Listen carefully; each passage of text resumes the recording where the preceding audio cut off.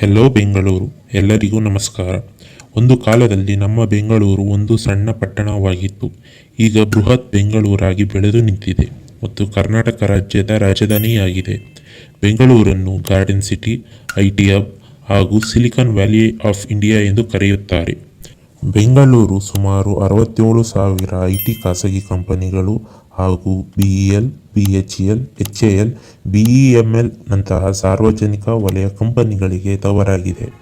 ಇದರೊಂದಿಗೆ Indian institute of science, Indian institute of management, international institute of technology ಹಾಗೂ ಇನ್ನಿತರ ಶಿಕ್ಷಣ ಸಂಸ್ಥೆಗಳಿಗೆ ನೆಲೆಯಾಗಿದೆ.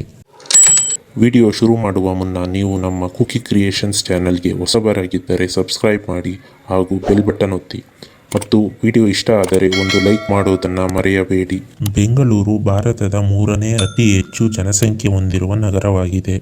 ಮೊದಲನೇ ಹಾಗೂ ಎರಡನೇ ಸ್ಥಾನವನ್ನು ಡೆಲ್ಲಿ ಹಾಗೂ ಮುಂಬೈ ಹೊಂದಿದೆ. ಪ್ರಸ್ತುತ ಬೆಂಗಳೂರಿನಲ್ಲಿ 1.5 ಕೋಟಿ ಅಷ್ಟು ಜನ ವಾಸವಾಗಿದ್ದಾರೆ.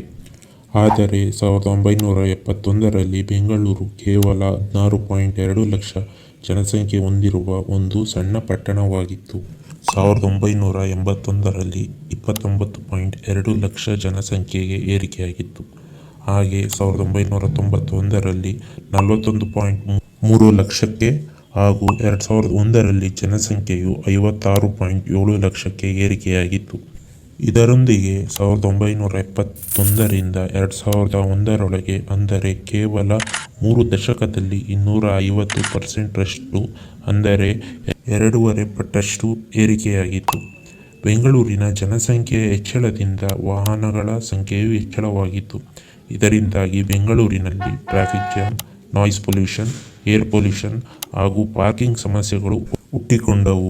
ಇದರಿಂದಾಗಿ ನಮ್ಮ ಮೆಟ್ರೋ ಎಂಬ ಹೊಸ ಟ್ರಾನ್ಸ್ಪೋರ್ಟ್ ಸಿಸ್ಟಮ್ ಅನ್ನು ಶುರು ಮಾಡಲಾಯಿತು. ಪ್ರಸ್ತುತ ಸಮಯ ಅಂದರೆ 2024 ಡಿಸೆಂಬರ್ ವೇಳೆಗೆ ಬೆಂಗಳೂರಿನ ನಮ್ಮ ಮೆಟ್ರೋ 76.95 ಕಿಲೋಮೀಟರ್ನಷ್ಟು ಸಂಚಾರದಲ್ಲಿದೆ. ಇದರಲ್ಲಿ 30.5 ಕಿಲೋಮೀಟರ್ ಹಸಿರು ಲೈನ್ ಹೊಂದಿದ್ದರೆ 46.45 ಕಿಲೋಮೀಟರ್ ಪರ್ಪಲ್ ಲೈನ್ ಹೊಂದಿದೆ.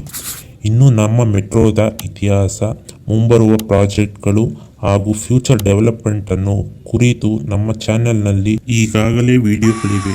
ದಯವಿಟ್ಟು ಅದನ್ನು ವೀಕ್ಷಿಸಿ ಹಾಗೂ ನಿಮ್ಮ ಅನಿಸಿಕೆಗಳನ್ನು ಕಮೆಂಟ್ ಮಾಡುವ ಮೂಲಕ ತಿಳಿಸಿ. ಧನ್ಯವಾದಗಳು ಸ್ನೇಹಿತರೆ.